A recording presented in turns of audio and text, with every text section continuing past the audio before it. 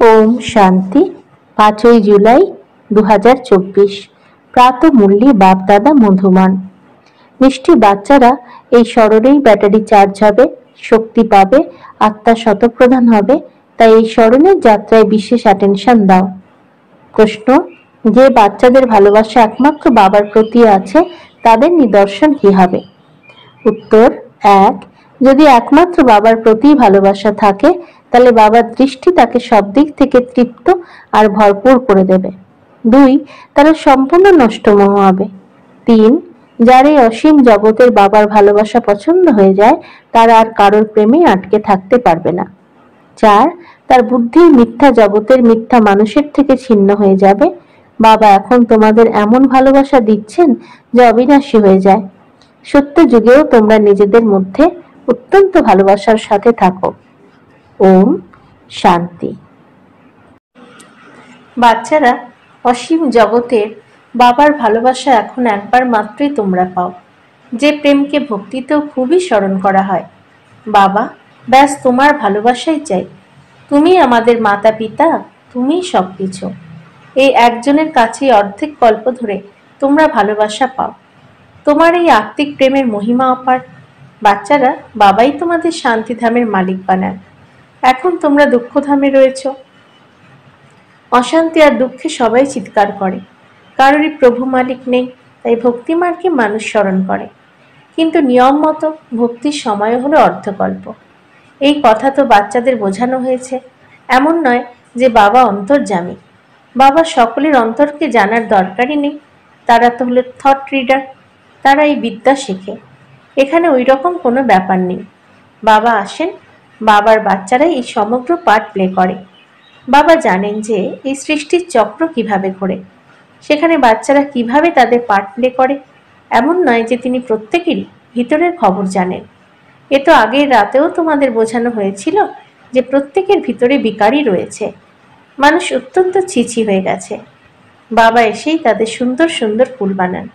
বাচ্চারা, বাবার এই ভালোবাসা তোমরা একবারই পাও, যা অবিনাশী হয়ে যায়। ওখানে তোমরা একে অপরকে খুবই ভালোবাসো। এখন তোমরা মোহজিত হচ্ছ। সত্যযুগী রাজ্যকে মোহজিত রাজা রানী তথা প্রজার রাজ্য বলা হয়। ওখানে কেউই কখনো কান্নাকাটি করে না। সেখানে দুঃখের নামও থাকে না। বাচ্চারা, তোমরা জানো যে নিশ্চিন্তভাবেই এই ভারতের স্বাস্থ্য, সম্পদ এবং সুখ ছিল। এখন তা নেই, কারণ এখন রাবণ রাজ্য। এখানে সবাই দুঃখ ভোগ করে। তখন সবাই বাবাকে স্মরণ করে যে তুমি এসে সুখ শান্তি দাও, দয়া করো। অসীম জগতের বাবা হলেন দয়ালু, রাবণ হলো নির্দয়। সে দুঃখের রাস্তা তৈরি করে। সব মানুষই সেই দুঃখের পথে চলে। সব থেকে বড় দুঃখ দেয় কাম বিকার। তাই বাবা বলেন, মিষ্টি মিষ্টি বাচ্চারা, তোমরা এই কাম বিকারকে জয় করো, তাহলে জগৎজিৎ হতে পারবে। এই লক্ষ্মী নারায়ণকে জগৎজিৎ বলা হবে, তাই না? তোমাদের সামনে এখন লক্ষ্য উপস্থিত। মানুষ মন্দিরে যায়, কিন্তু তাদের বায়োগ্রাফি কিছুই জানে না। যেমন পুতুল পূজা করে, মানুষ দেবীদের পূজা করে, খুব সুন্দর করে সাজিয়ে ভোগ নিবেদন করে, কিন্তু সেই দেবীরা তো কিছুই খায় না।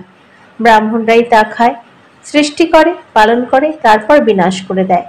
একেই বলা হয় অন্ধশ্রদ্ধা। সত্য যুগে এইসব বিষয় হয় না। এইসব নিয়ম কারণ কলিযুগে হয়। তোমরা সবার প্রথম এক শিব বাবার পুজো করো, যাকে অব্যভিচারী সঠিক পূজা বলা হয়। এরপর হয় ব্যভিচারী পূজা। বাবা শব্দটি বলাতেই পরিবারের সুগন্ধ আসতে থাকে। তোমরাও তো বলো, তুমি আমাদের মাতা পিতা। তোমাদের এই জ্ঞান দেওয়ার কৃপাতেই তোমরা অপার সুখ পাও। তোমাদের বুদ্ধিতে যেন স্মরণে থাকে যে আমরা সর্বপ্রথমে মূল বতনে ছিলাম, ওখান থেকে শরীর ধারণ করে এখানে আসি পার্ট প্লে করতে। প্রথম দিকে দৈবী শরীর ধারণ করি, অর্থাৎ দেবতা বলা হয়। এরপর ক্ষত্রিয়, বৈশ্য এবং শূদ্র বর্ণে আসি এবং ভিন্ন ভিন্ন পার্ট প্লে করি। এই সব কথা তোমরা প্রথমে জানতে না।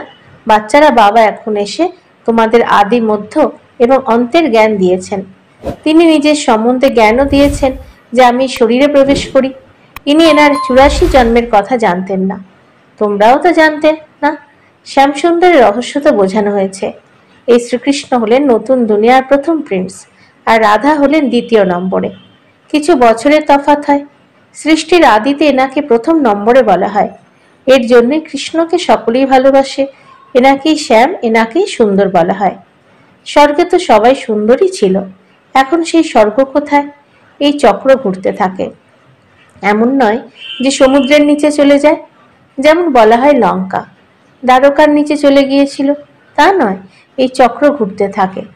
এই চক্রকে জানতে পারলে তোমরাই বিশ্বের মালিক, মহারাজা মহারানী হয়ে যাও। ওখানে প্রজারাও নিজেদের মালিক মনে করে, তাই না?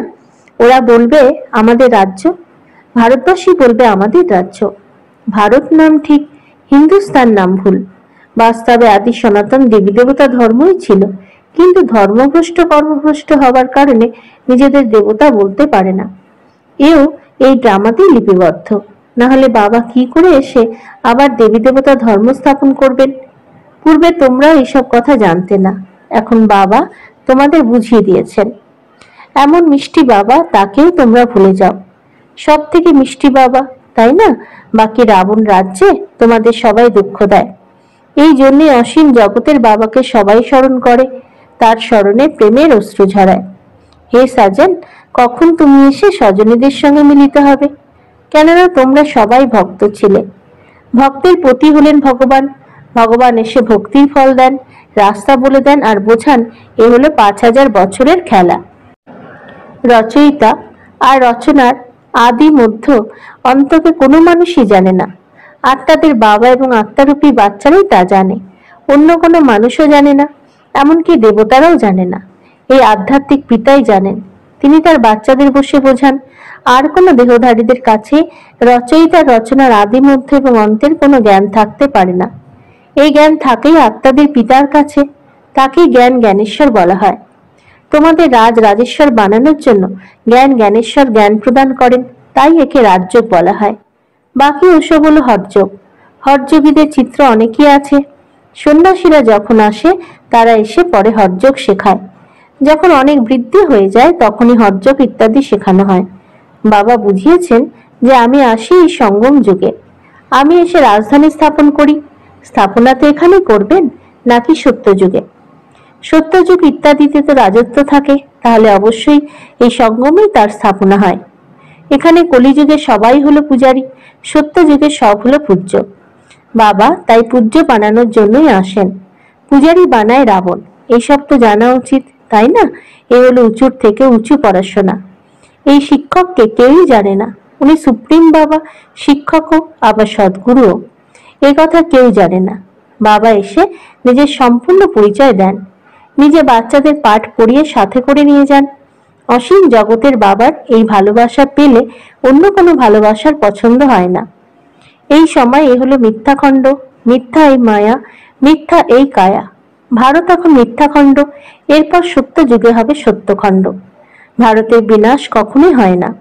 এই হলো সব থেকে বড় তীর্থ, যেখানে অসীম জগতের বাবা বসে বাচ্চাদের সৃষ্টির আদি মধ্য এবং অন্তের রহস্য বোঝান আর সকলের সদ্গতি করেন। এই হলো অনেক বড় তীর্থ। ভারতের মহিমা হলো অপার। তোমরা এও বুঝতে পারো ভারত হলো ওয়ান্ডার অফ ওয়ার্ল্ড। সেটা হলো মায়ার 7 ওয়ান্ডার। ঈশ্বরের ওয়ান্ডার হলো একটাই, বাবা এক। বাবার ওয়ান্ডারফুল স্বর্গ হলো একটাই, তাকে হেভেন, প্যারাডাইস বলা হয়। প্রকৃত নাম হলো একই স্বর্গ, এ হলো নরক। তোমরা ব্রাহ্মণরাই সম্পূর্ণ চক্র পরিক্রমা করো, আমরাই ব্রাহ্মণ, আমরাই সেই দেবতা। উত্তরণের কলা আর অবতরণের কলা। উত্তরণের কলায় সকলেরই ভালো হয়। ভারতবাসীরাই চায় যে বিশ্বেও শান্তি থাকুক, আবার সুখও থাকুক। স্বর্গে তো সুখী থাকে, সেখানে দুঃখের নামমাত্র নেই। তাকে বলা হয় ঈশ্বরীয় রাজ্য। সত্য যুগে থাকে সূর্যবংশী, তারপর দ্বিতীয় ভাগে থাকে চন্দ্রবংশী। তোমরা হলে আস্তিক আর ওরা নাস্তিক। তোমরা প্রভুর হয়ে বাবার থেকে অবিনাশী উত্তরাধিকার নেওয়ার পুরুষার্থ করো। মায়ার সঙ্গে তোমাদের গুপ্ত লড়াই চলে। বাবা রাত্রির সময় আসেন, শিবরাত্রি হয়, তাই না? কিন্তু শিবের রাত্রির অর্থ কেউ বোঝে না। ব্রহ্মার রাত সম্পূর্ণ হয় এবং দিন শুরু হয়। ওরা বলে কৃষ্ণ ভগবানু বাচ, আর এ তো হলো শিব ভগবানু বাচ। এখন সঠিক কোনটা? কৃষ্ণ তো সম্পূর্ণ 84 জন্মগ্রহণ করে। বাবা বলেন যে আমি আসি সাধারণ বৃদ্ধের শরীরে। ইনিও নিজের জন্মকে জানতেন না। অনেক জন্মের অন্তে মানুষ যখন পতিত হয়ে যায় তখন আমি এই পতিত সৃষ্টি পতিত রাজ্যে আসি। পতিত দুনিয়াতে অনেক রাজ্য, আর পবিত্র দুনিয়াতে থাকে এক রাজ্য। এ তো হিসাব, তাই না? ভক্তি মার্গে যখন মানুষ প্রগাঢ় ভক্তি করে, মাথা কাটতেও প্রবৃত্ত হয়, তখন তাদের মনোকামনা পূরণ হয়। বাকি তাতে কিছুই নেই, তাকে বলা হয় প্রগাঢ় ভক্তি। যখন থেকে রাবণ রাজ্য শুরু হয় তখন থেকে মানুষ ভক্তির কর্মকাণ্ড পড়তে পড়তে নিচে নেমে আসে। বলা হয় ব্যাস ভগবান শাস্ত্র নির্মাণ করেছিলেন। তিনি বসে কি কি লিখেছিলেন? বাচ্চারা, তোমরা এখন ভক্তি এবং জ্ঞানের রহস্য বুঝেছ। সিঁড়ি আর ঝাড়ে এই সবই বোঝানো আছে, ওখানে 84 জন্ম দেখানো আছে। সবাই তো আর এই 84 জন্ম নেয় না। যারা শুরুতে আসবে তারাই সম্পূর্ণ 84 জন্ম গ্রহণ করবে। এই জ্ঞান তোমরা এখনই পাও, তারপর তার সোর্স অফ ইনকাম হয়ে যায়। এরপর 21 জন্ম কোনো অপ্রাপ্ত বস্তু থাকে না, যা প্রাপ্ত করার জন্য পুরুষার্থ করতে হয়। একে বলা হয় বাবার একই স্বর্গ, ওয়ান্ডার অব দ্য ওয়ার্ল্ড। নাম হলো প্যারাডাইস। বাবা তোমাদের এর মালিক বানান। ওরা তো কেবল ওয়ান্ডার্স দেখায়, আর বাবা তোমাদের তার মালিক বানান। তাই বাবা এখন বলেন, আমাকে নিরন্তর স্মরণ করো। রন্ধ্রে রন্ধ্রে সুখ পাও, কলহ ক্লেশ সব দূর হোক, জীবন মুক্তি পথ পাও। পবিত্র হওয়ার জন্য স্মরণের যাত্রা খুবই জরুরি। মনমনা ভব হও, তাহলে অন্তমতি তেমন গতি হয়ে যাবে। গতি বলা হয় শান্তিধামকে। সদ্গতি এখানে হয়। সদ্গতির এগেনস্ট হলো দুর্গতি। তোমরা এখন বাবাকে আর রচনার আদি মধ্য এবং অন্তকে জেনে গেছো। তোমরা বাবার থেকে ভালোবাসা পাও। বাবা তোমাদের দৃষ্টি দিয়ে তৃপ্ত এবং সফল মনোরথ করে দেন। তিনি তো সামনে এসে জ্ঞান শোনাবেন, তাই না? এতে প্রেরণার তো কোনো কথা নেই। বাবা তোমাদের নির্দেশ দেন যে এমন ভাবে স্মরণ করলে তোমরা শক্তি পাবে। ব্যাটারি যেমন ভাবে চার্জ করা হয়। এই হলো মোটর, এর ব্যাটারি নষ্ট হয়ে গেছে। এখন সর্বশক্তিমান বাবার সঙ্গে বুদ্ধি যোগযুক্ত করলে তোমরা আবার তমপ্রধান থেকে শতপ্রধান হয়ে যাবে। তোমাদের ব্যাটারি চার্জ হয়ে যাবে। বাবা এসেই সকলের ব্যাটারি চার্জ করেন। বাবাই হলেন সর্বশক্তিমান। এইসব মিষ্টি মিষ্টি কথা বাবা বসেই বুঝিয়ে বলেন। ওই ভক্তির শাস্ত্র তো তোমরা জন্ম জন্মান্তর ধরে পড়ে এসেছ। বাবা এখন সমস্ত ধর্মের মানুষদের জন্য একটা কথাই শোনান। তিনি বলেন, নিজেকে আত্মা মনে করে বাবাকে স্মরণ করো, তো তোমরা পাপ মুক্ত হবে। বাচ্চারা, এখন স্মরণ করা হলো তোমাদের কাজ। এতে ঝিমিয়ে যাওয়ার কোনো কথা নেই। পতিত পাবন হলেন একমাত্র বাবাই। এরপর সবাই পবিত্র হয়ে ঘরে ফিরে যাবে। সকলের জন্য এ হলো জ্ঞান, এ হলো সহজ রাজ্য এবং সহজ জ্ঞান। আচ্ছা, মিষ্টি মিষ্টি হারানিধি বাচ্চাদের প্রতি মাতা পিতা বাপদাদা স্মরণের স্নেহ সুমন আর সুপ্রভাত। আত্মাদের পিতা তার আত্মারূপী বাচ্চাদেরকে জানাচ্ছেন নমস্কার। আমাদেরও বাপদাদাকে ধন্যবাদ, নমস্কার। ধারণার জন্য মুখ্য সার।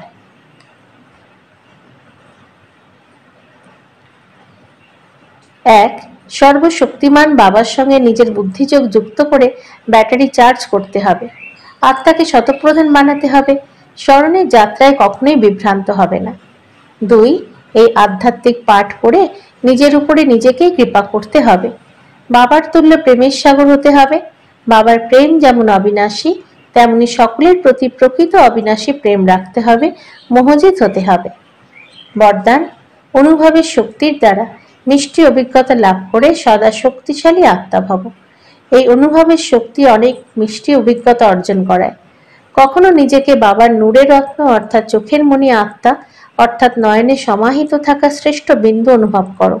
কখনো ললাটে ঝলমল করতে থাকা মস্তক মণি। কখনো নিজেকে ব্রহ্মা বাবার সহযোগী রাইট হ্যান্ড, ব্রহ্মা বাবার সহযোগী হাত অনুভব করো। কখনো অব্যক্ত ফরিস্তা স্বরূপ অনুভব করো। এই অনুভবের শক্তিকে বৃদ্ধি করো, তাহলে শক্তিশালী হয়ে যাবে। তখন ছোট দাগও স্পষ্ট দেখা যাবে আর তাকে পরিবর্তন করে নিতে পারবে। স্লোগান, সবাইকে হৃদয় থেকে আশীর্বাদ দিতে থাকো, তাহলে তোমাদের পুরুষার্থ সহজ হয়ে যাবে। ওম শান্তি।